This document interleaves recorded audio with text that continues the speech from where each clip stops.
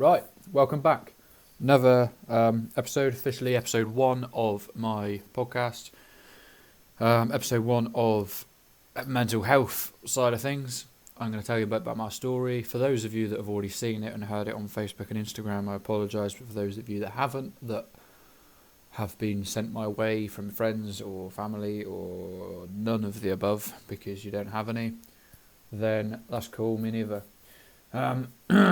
My story. So, rewind about 3 years, I finally got some help. I said in my Facebook video, my sort of mental health started to waver mid-secondary school. I've been thinking about it ever since and thinking, what was I fucking on about? It wasn't, was it? It's almost from as early as I can remember. Primary school, little country lad, little village in the middle of Devon. Most of the lads in my school were football mad. I hate football. Sorry if you like football. I hate it. Not interested. So that was me out of the cool club straight away because I didn't like football.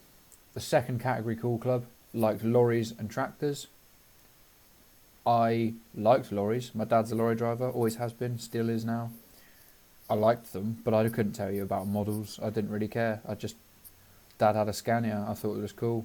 The best thing about it was he gave me his old fuel card, and I took it to show and tell when I was like 7, and it was like I thought it was wicked, but no one really gave a shit. See, I was never really in the cool club in school, or I didn't feel I was. I was sort of spoken to and dragged along with the cool kids, but I kind of just felt it was like a third wheel sympathy friendship kind of deal. I had enough bullying from some of the big kids in school.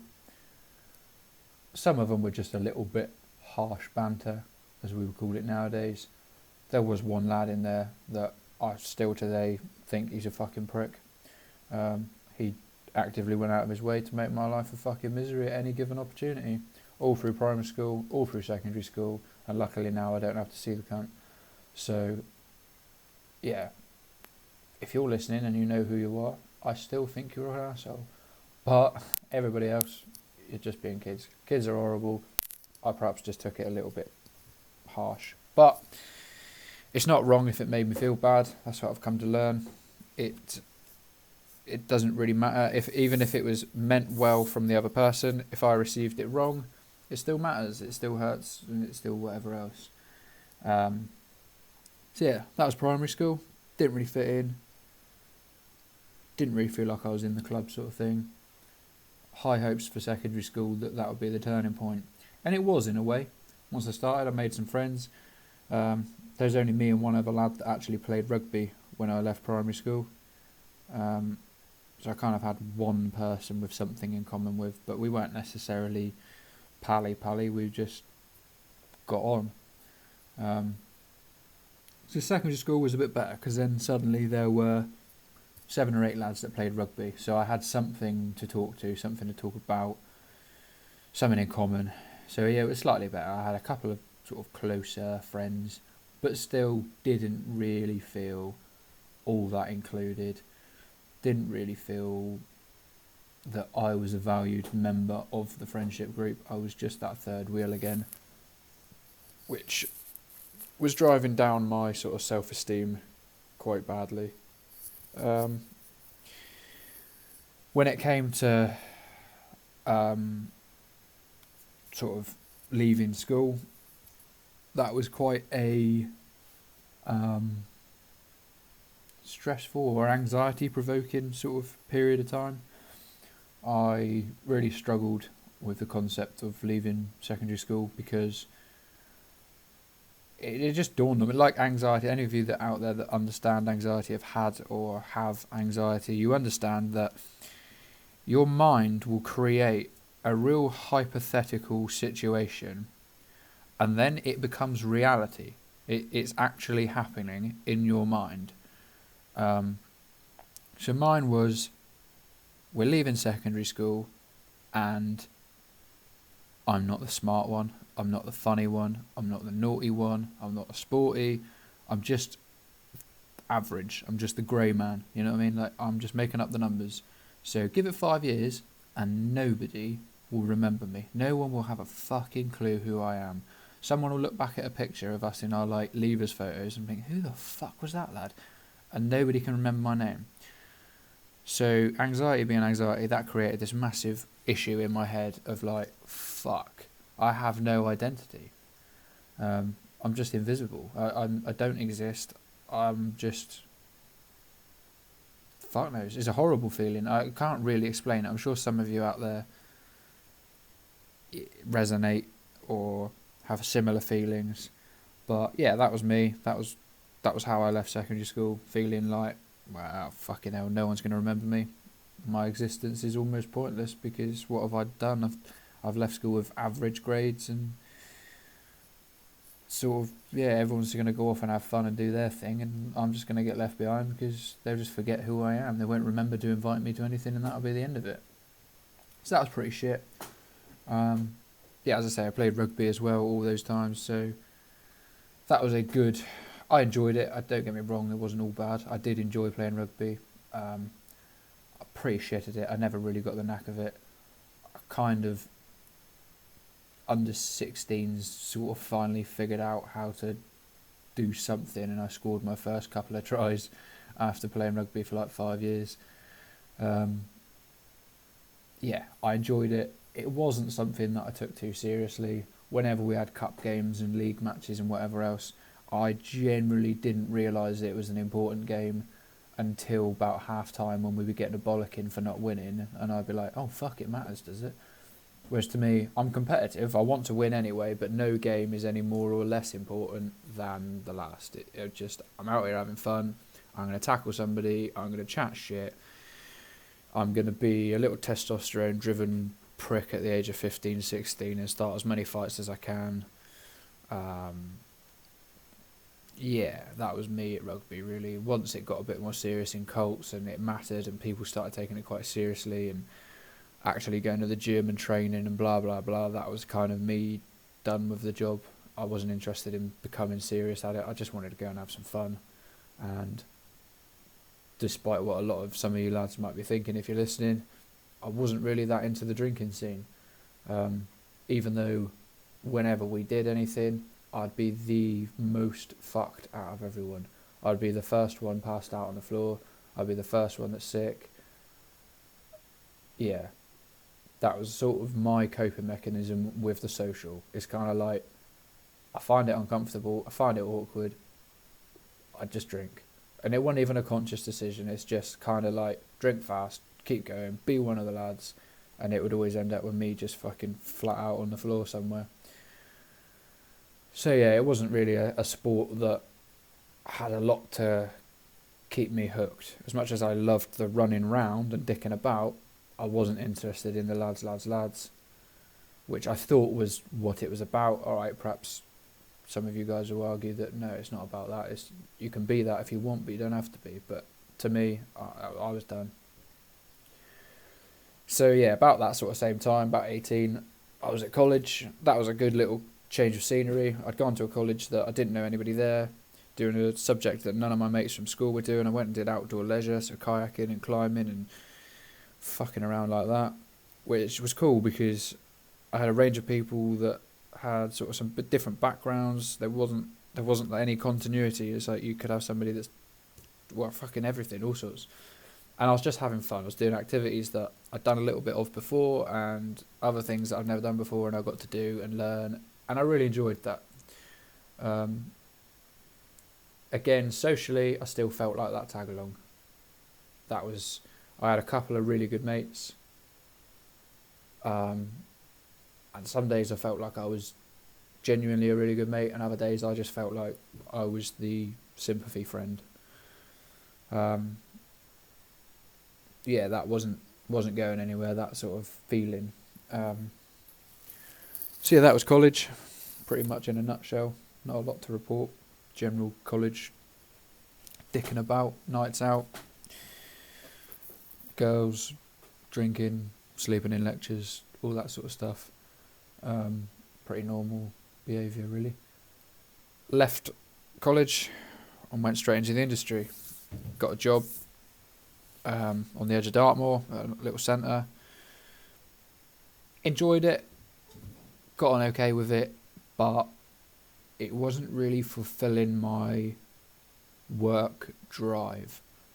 Being the leisure industry is leisurely.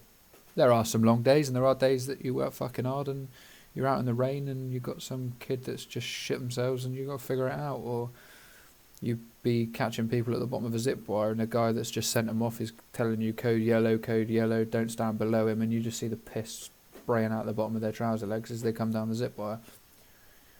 So it wasn't all fucking plain sailing, but it wasn't as physically exhausting as I needed it to be, which, like a collie, I needed that physical exhaustion in order to be able to sleep and be mentally happy. Again, I was a bit of a party boy, but more to just get me out of the awkward situation of being at a party that I don't want to be at. Well, not don't want to be at, but I just feel uncomfortable at. So, yeah, bit of a drinker then, and not really something I wanted to be doing. So that's where I came into farming. I left that job, back from them. In the meantime, somebody had asked, do you want to come and help out on a farm? I was like, well, go on then, yeah, why not? I've got nothing else to do. And boom, that was it. I was into farming.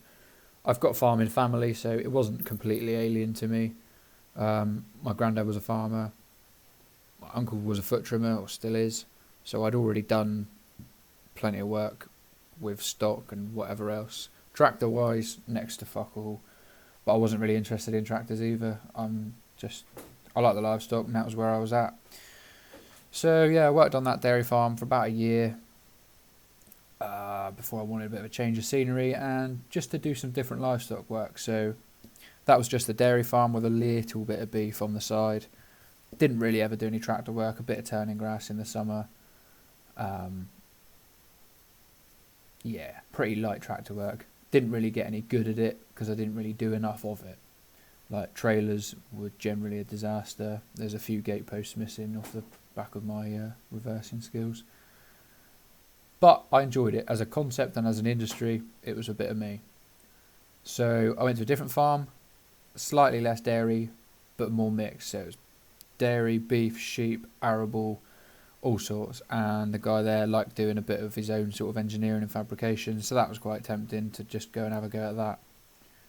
Went there, got on okay with that. Been there 3 months, and the opportunity sort of came around where my uncle wanted to see if I wanted to go foot trimming with him. He knew it was something I was interested in as a kid. He'd had a guy just leave him. He needed some help. So he rang up and said, I know you've just started this new job, but I don't want to not offer it to you. Would you like to come along and have a go? And I just thought, well, yeah, all right. Timing isn't ideal, having just started a new job, but fuck it, let's go and have a go. Let's see what it's all about. It could be quite fun. So that was me, bags packed, off down to Cornwall, live in a caravan, going foot trimming. Really good job. Highly recommend foot trimming to anybody that gets a chance to do it. I know there's some guys out there now like Hoof GP that have got pretty good Facebook and YouTube following, putting some cool videos out there. Weirdly, the whole time I did it, Mrs. didn't seem to give a shit about anything I was up to, but now I see she's lying in bed in the evening watching fucking Hoof GP trimming cows' feet. So, yeah, what goes around comes around, I guess. Yeah, that was a good job. Still having this severe crippled confidence sort of thing going on. Didn't really feel like it was my thing. Not really a disaster, but just I was kind of used to it by then. You know what I mean? I'd learnt how to hide it, how to bullshit my way through everything, how to appear fine and confident and relaxed every day. So yeah, it was just another day in the office for me. Then college approached me, a college that I'd done an agricultural apprenticeship with before. They approached me to say, would you like to come on to a business management course, which at the time was invite only, and actually I felt quite honoured to be invited onto that. I didn't really know a great deal about business, I just knew I was interested in learning about it. So approached my uncle that I was foot-training with, said, look, I want to do the course, but I have to go back to a farm to do it because it's farm based, it's farm orientated, so I kind of need to be on farm in order to do the course, which at the time didn't go down too well, left things a little bit rocky for a while, but again it sort of didn't really hurt my feelings because I already felt pretty crap most days anyway, in a sort of subconscious kind of way going on. Back to the farm I was on then before I went foot trimming, dairy, beef and sheep. 6 months there, started, or just as I was about to start my course, had a bit of a falling out with those guys. I don't really have any bad blood towards it, it just wasn't really working out. I was kind of done with it by then. By then it's kind of like everything I do seems to go to shit, everywhere I go seems to go to shit. I'm earning average money, doing a lot of hours. I know it's farming, so the money's always going to be average. I was kind of done. I pretty much said, fuck this, I'm out. I'm getting self-employed and I'll fucking find out what's out there, figure it all out. Mum was nagging me at the time because I was only 20, something like that. She was giving me an earache saying like, you've just signed up to a business management course, you ought to fucking do it because it will apply to any industry, anywhere, ever. Oh, for fuck's sake, you're probably right. So, spoke to college, spoke to who was going to be my college person, like all apprentices do. You have like a representative from the college that's your go-to person. Spoke to him. He had a farm that was looking for somebody because their guy had just handed his notice in the day before. I wasn't really in the mood for it, to be honest, but I thought I'll just humour it. I'll go and see what these pricks have to say. So I kind of went out to this farm to have a look around with completely the wrong attitude of, I got nothing to lose, I don't want to fucking be here anyway, I'll see what you lot have up to say, I'll take the job if you offer it to me because I've got nowhere else to be, but until I get a better offer then I'm off. Which is not the attitude to have when you go and look at something, but that's where I was, that's how my mental state was, that's how I felt about it all. In hindsight, weirdly, they had the same feeling. They'd sort of struggled with staff in the past. This guy leaving had cut pretty deep because they all got on pretty well. He wanted to go in the army, so that's what he wanted to do. They were happy for him, but gutted to see him go. And their approach was sort of similar, like, we'll see what this prick is like that's coming out to have a look. If he turns out to be a cunt, we'll just fucking call it a day. So both of us had this same attitude of, fuck you, we'll see how it goes, which is quite funny when you think about it afterwards. But that was a real turning point for me, that job. I got there, I looked around, it was clean, it was tidy. I say clean, it was immaculate. It was immaculate and tidy. I could see how things were going to work, and instantly it was like, what responsibility do you want? We're going to leave you the fuck alone. There's a sort of a rough game plan of how we think things need to go throughout the day, jobs we need to achieve, but you do it however the fuck you want to do it. So my boss there wasn't interested in micromanaging. He wasn't interested in holding my hand all day. He just was happy to tell me what needed doing and leave me to get the fuck on with it, which finally is what I wanted. Just some freedom to go about things in my own way whilst all working on a common goal. So that worked extremely well for me. It worked extremely well for him, and it didn't take long before we both had sort of dropped this like fuck you attitude and realised that this could work quite well, really. So I went from sort of day one of you don't necessarily have responsibilities or roles, you're just here as an apprentice because that's what you are as a business apprentice, to however many years later it was where Me and him were running the show together. I ran all the foot trimming, all the bookkeeping, a lot of the ordering, all the bill paying. Um, yeah, a lot of that sort of side of stuff. He ran the dairy management stuff because there was robots. He understood it better than I did. Like, I may as well have leave him doing what he knows, leave me doing what I know. All the while I was at college, learning business management, coming back, putting things into practice. I was then heavily involved in refinancing the farm, all sorts of shit, which that responsibility and that involvement boosted me massively because I finally felt I had a value. Like, without me, you can't do the foot trimming. Without me, you can't do the bookkeeping. Without me, you can't do all of this shit. I'm finally useful for something. Picked me up massively. Then, as I just sort of matured, me and my partner, we'd been together since I was 18, so from when I was working at the outdoor centre on the edge of Dartmoor, we'd been together since then. We wanted to buy a house together. We're like 24 by then, looking to sort of just settle down a little bit and get on with some stuff. But farming being farming does not lend you, or doesn't lend itself to you having any kind of life outside of farming. Farming is an abusive relationship, basically.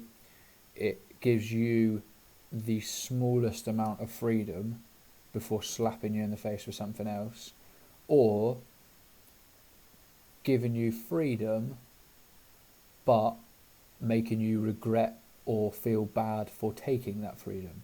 It gets in your head. So whatever you don't do because you're on a day off will bite you in the ass at some point and make you go, oh, fucking hell, this is why I don't have time off. And it wasn't my boss's fault, that's the industry. Any of you that are farmers, you know this. Yeah, you have a weekend where you line up for silaging. The following week you'll be silaging. It's going to be nice weather. Some fucking prick somewhere else will break down and knock it off. It's meant to be your weekend the weekend after. You're meant to have that one off. But it's getting closer and closer to the end of the week, and it's looking like you're going to end up silaging. So I'm leaving it as late as possible to tell the missus, it looks like I'm going to have to work on my weekend off. I'm really sorry. So that's creating stress in me. Then it comes the time I actually have to tell her. She takes it kind of okay, but I can see she's gutted, and I can see as a bit of like, oh, why has it got to be the weekend?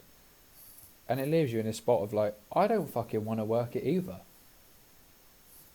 My boss doesn't want to have to tell me. I know he's about to tell me we're working. It's just a constant source of shit. So that went on for a while. And it was just, the stress was killing me. Also, during all this process, I was trying to build up my own head of stock. So I'd bought sheep shortly before starting this job. Only went to buy 5, ended up buying 11, and by the time I started this job I had 30. And for some fucking reason, anybody out there that has stock, you'll realise that there's like an addiction. You'll do anything you can to find the money to buy one more animal and add it to the collection. So I'd be doing fucking everything and anything to find another like 80 to 100 quid to buy one more sheep to add, and one more, and one more, and one more.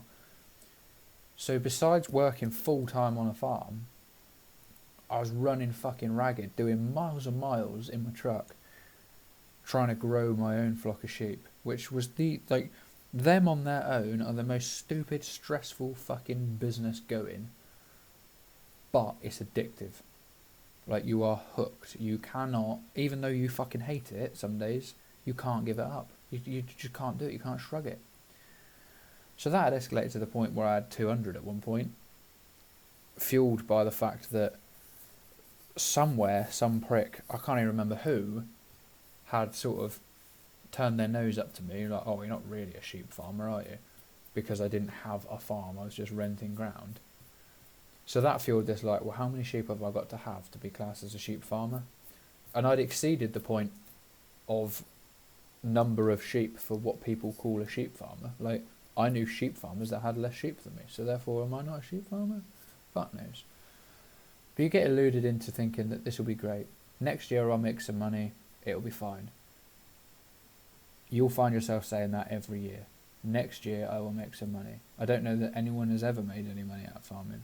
Well, they would have in the good old days when people used to actually buy shit that was in this country, but that's a whole different ballgame. So yeah, I had sheep, I had a full-time job, and I was stressed out of my fucking mind, and depression was starting to creep in. I wasn't really all that happy. I wasn't really all that interested in any of it. There were days where if somebody had handed me a gun, I don't know whether I'd have shot all the sheep or just myself. And that's hands down honest truth. I just felt so stressed, so trapped. I don't know how the fuck to get out of this. I've created something for myself that I do not see a way out of. Which is insane. When here and now I'm out of it all, it's like, fucking hell, all you have to do is just say I don't want to do it anymore and sell the sheep. But at the time, and this is why I'm doing this, because there'll be some farmers out there listening to this, that you know exactly what I mean. There's a shame or an atmosphere in agriculture where you can't go back. You can't quit. You can't do it because it'll be a failure on you and you gave up. But in any other industry, it's not the case. You have a business, it doesn't make money or it isn't worthwhile, so you just go, fuck it and sell it off. That's how it works with every other industry. In agriculture, it's not. Once you've started, the only way out is in a wooden box. There's no other option. So I was fucking low. Really, really fucking low. And was actually on holiday with my missus. We'd gone to Mallorca, I think it was. Yeah, it was Mallorca, because we got engaged. I ought to remember that. We were out there, and my mum was texting me, you've got a U with a prolapse, you've got this, you've got a U with that. And I was just thinking, you know what? Open the fucking gate. When you leave tonight, once you've checked them, leave the gate open. Because when I come home, I want to find out that the whole fucking lot got run over. Because that'll be my only way out of this. I can't call it a day because of how this situation is. I can't get out of this. The only way out is if they're all fucking dead. So I need something or someone to just go on a killing spree. I need those fucking sheep gone when I get home because I can't do this anymore. Which was a fucking eye-opener because it was the first time I'd sort of thought it out loud in my head, as daft as that sounds. So I was like, right, fuck it, come on, like, you've got to call it a day on this. If this is what you're thinking, you're on holiday thinking, I hope those cunts are dead when I get back. You've got to call it a day. That was in August, and it wasn't until December when I finally sent them to market and called it a day. That was a fucking slog, because I'd already made my mind up, but the fear and the shame and the feeling that I've let everybody down, let down whoever the fuck it was I was letting down, I don't even know. That was hard going. And yeah, I don't know that any other industry can fully appreciate what that is. Anybody that's in agriculture, anybody, especially with livestock, any of you ex-farmers that have got out, I salute you, and congratulations on now being happy. But you will know what I mean. You will know how fucking horrible it is, that feeling that you're a piece of shit because you had to call it a day, because you had to quit, because you couldn't do it anymore. You're not made of what it takes to be a farmer. It's shit. It's fucking rough. But I'd come to the realisation it was making me fucking miserable, and I'm never going to get anywhere with it. And that's not being negative, that's being real. This isn't going to be something that gives me the life I want, with the free time, the money.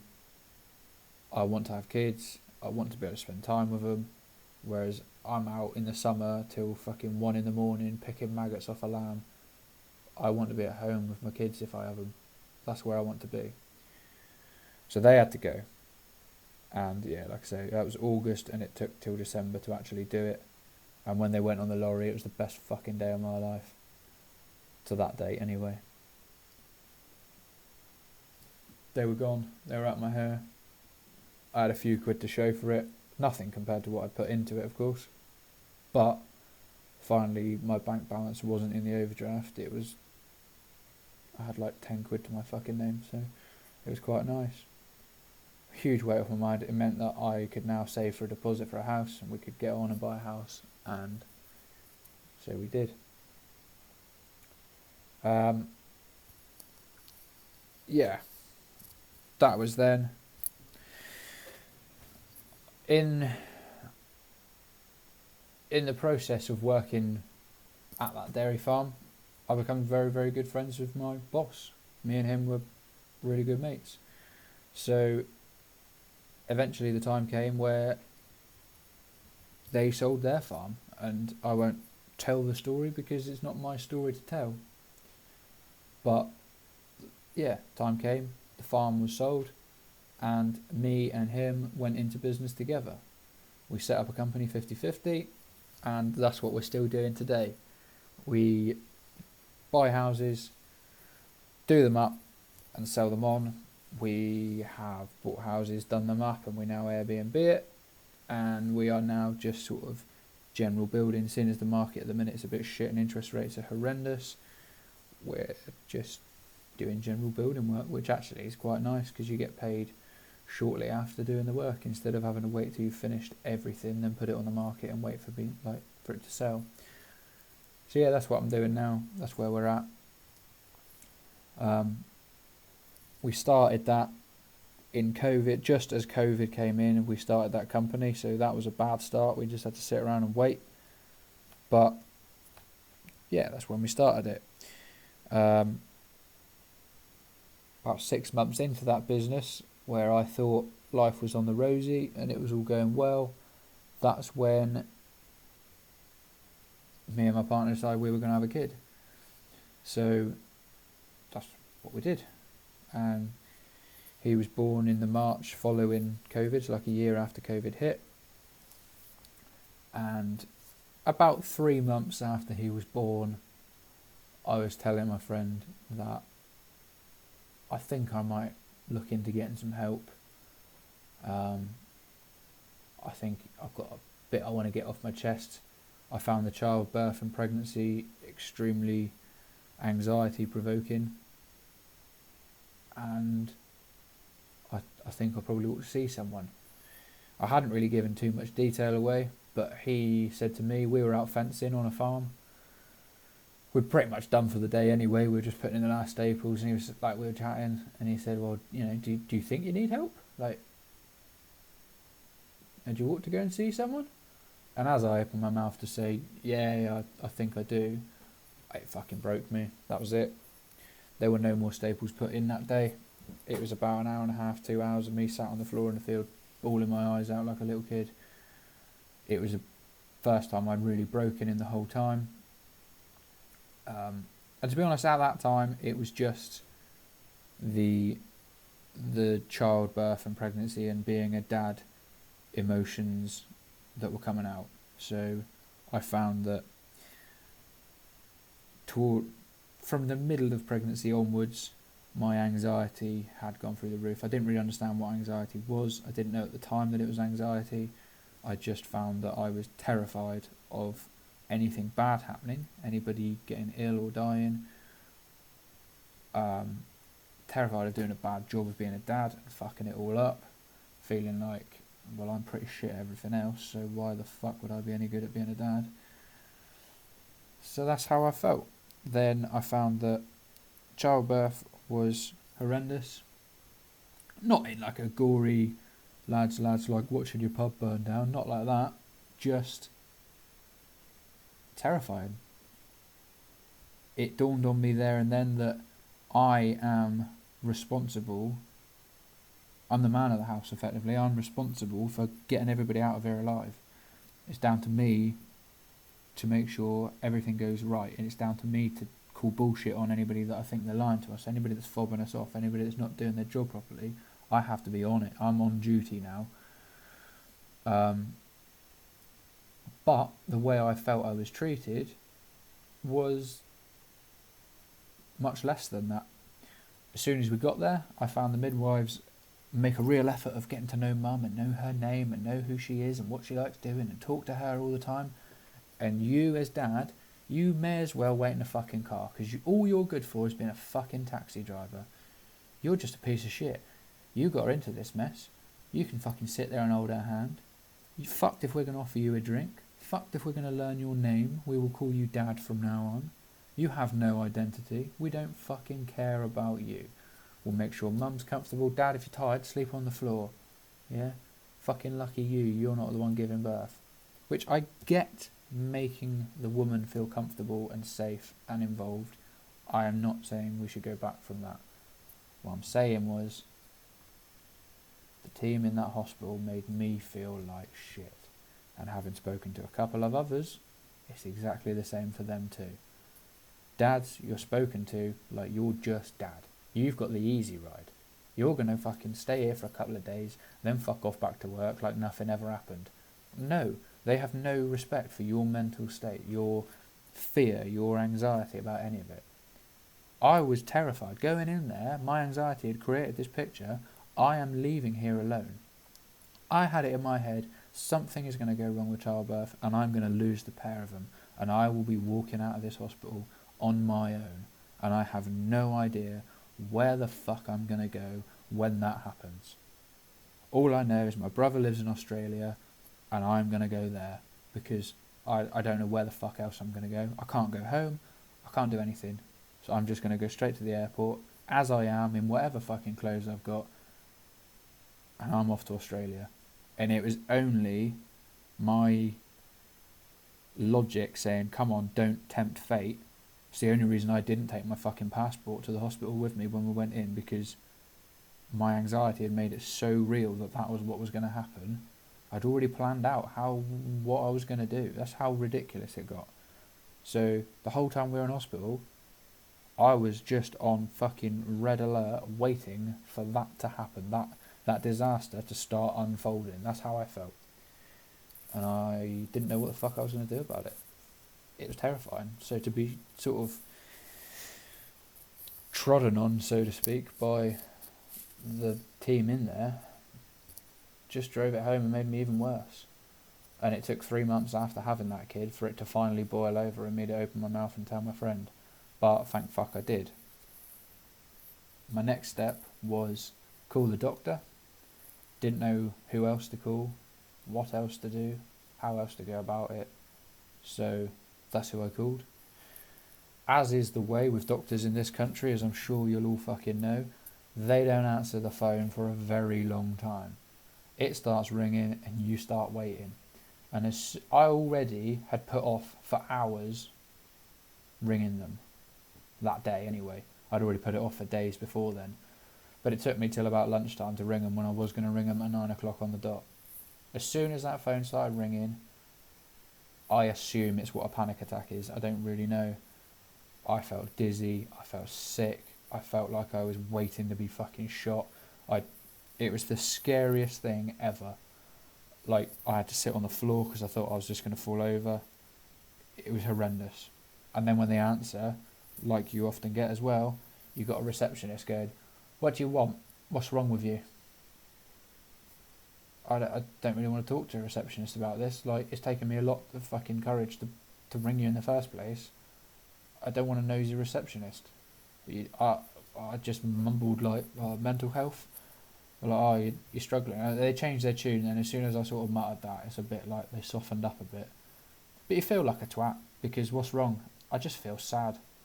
Who the fuck rings a doctor when they feel sad? Well, that's how I felt, but that's what it is. That's exactly it. I can't put it into words. I just feel sad, and I know I shouldn't be, because I have a kid, I have a fiance, I have a house, I have a business that's doing really well. I've got a dog. I've literally got fucking everything. I've got a really nice van as well. I have everything, literally everything, that 10-year-old me could have wanted and more. I've achieved my life goals at 26. Fucking nailed it. But I'd never felt worse. And I knew, because I'd never felt worse, I knew I needed to do something about it, because I should be fucking buzzing. I should be over the moon happy. I should wake up in the morning and be just like, fuck me, is this my life? This is amazing. But I wasn't. I felt like, fuck me, is this my life? It's shit. So that's how I knew I needed to get help. They put me onto TalkWorks, a company in this country that sort of deal with shit over the phone. I did like 6 weeks of phone call conversations with them. It kind of worked. It helped me understand stuff. They diagnosed me with severe anxiety and moderate depression, which actually I found that being labelled really helped me. And until then, I hadn't really understood it, and I'd kind of thought labelling people probably makes it worse, because do you psychologically, subconsciously hide behind the label? But I found for me that actually it made me feel valid, and that my struggles were real and acceptable, because now I was diagnosed with them, rather than just someone saying, oh, I think you've probably got. They're like, no, you have. I did a fucking questionnaire thing and sent it back to them, did all that sort of shit, and that's how the results came back. At the end of the 6 weeks with them, they emailed me a list of charities in the area to go and do some counselling face to face, because I told them I wanted to just carry on talking and get some more shit off my chest. So I made some phone calls, found out how much it cost, because being a dad, and being everything else, and being broke and just coming out the back of COVID and nobody had any fucking money, cost was a massive thing. I didn't want to find, yeah, I'll go along, and then they send you a bill for 200 quid at the end of the day. It was 15 quid, and about halfway through doing it, they upped it to 16 quid. I wasn't happy. I tried getting free parking, not an option, so I had to pay for parking, and I had to pay 16 quid. But it was affordable. It does add up, don't get me wrong. By the time you've got time off work, you've had to drive there, you've had to park, and you've paid the 16 quid, and you do it once a week, per month, it isn't that cheap. But I had to look at it as a business investment. At £200 a month, for argument's sake, what business return do I get on that? Without spending that money, it severely hinders my progress, my progression, my everything, and severs my money earning potential.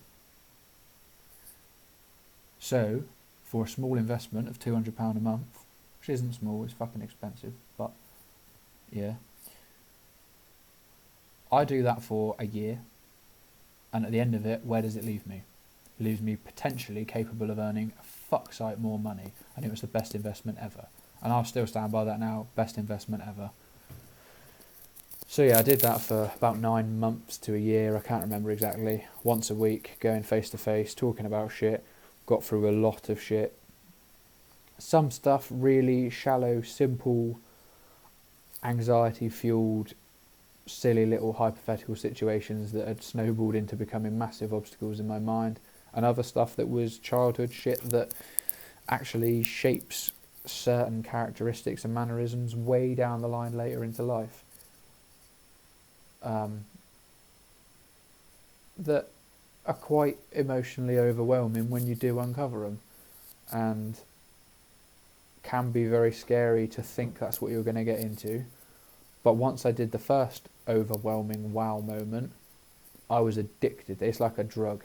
I couldn't wait to uncover some more deep, dark, scary shit. And a very good counsellor will get that out of you. So that would be my takeaway point for any of you that are thinking about it or scared of it or whatever. I agree with you. Booking it in is terrifying. Ringing the doctor or ringing the counselling or ringing whoever is fucking terrifying. I would do a million bungee jumps before I did that. I wouldn't now because I've broken that barrier. I'd quite happily ring up now, there's no problem. But at the time, yeah, I couldn't think of anything scarier. I'd go swimming with sharks, I'd jump out of a fucking plane, anything. Nothing was scarier than ringing that doctor. So, anybody out there that thinks they're a fucking pussy for it, you're not. You really aren't. I understand exactly where you're coming from. It is fucking terrifying. But you've got to do it, and it's the best thing you'll ever fucking do. You won't look back on it. It's amazing.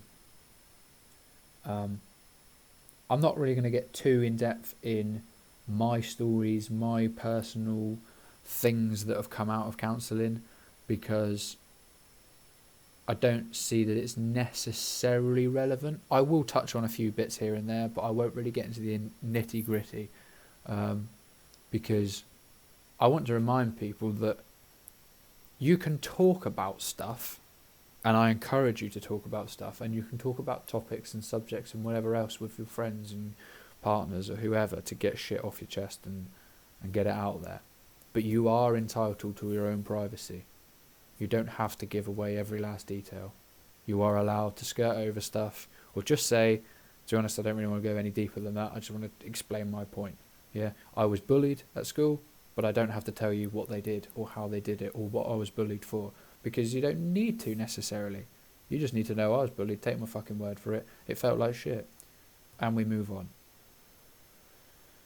So going forward, what I'd like to do is, I don't know if they'll be quite as long as this because I'm at 46 minutes already and I didn't expect to quite go on as this long, but it's quite fun.